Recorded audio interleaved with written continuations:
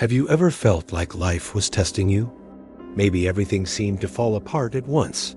The job loss, the sickness, the betrayal of a friend.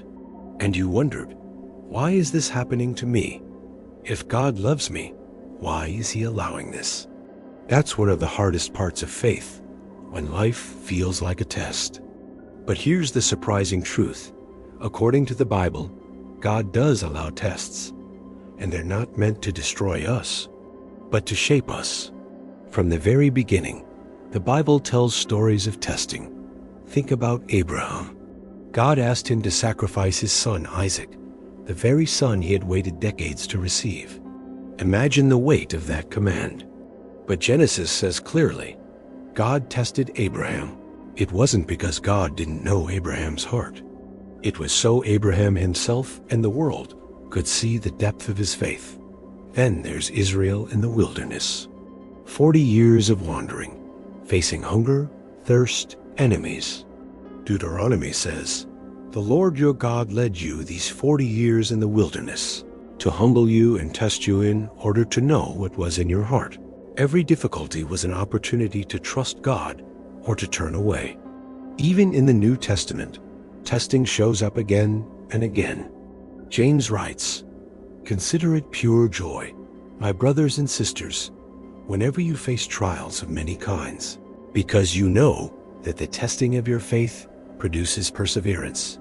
In other words, tests are not punishments, they are training grounds.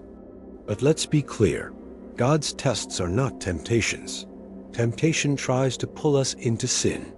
Testing, on the other hand, refines us. Think of gold. To remove impurities, it must be melted in fire. In the same way, faith grows strongest not in comfort, but in struggle. Even Jesus was tested. In the wilderness, He fasted 40 days and faced the devil's temptations. Could Jesus have avoided it? Absolutely. But He entered that test to show us how to stand firm, clinging to God's word. If the Son of God faced testing, we shouldn't be surprised when we do too. So why does God test us? To reveal what's in our hearts, to strengthen our character, to grow perseverance, humility, and trust, to prepare us for greater things. Sometimes we don't understand the trial until much later, when we realize it was shaping us into who we needed to become. And here's the hope. No test lasts forever. Trials may be heavy, but they are temporary.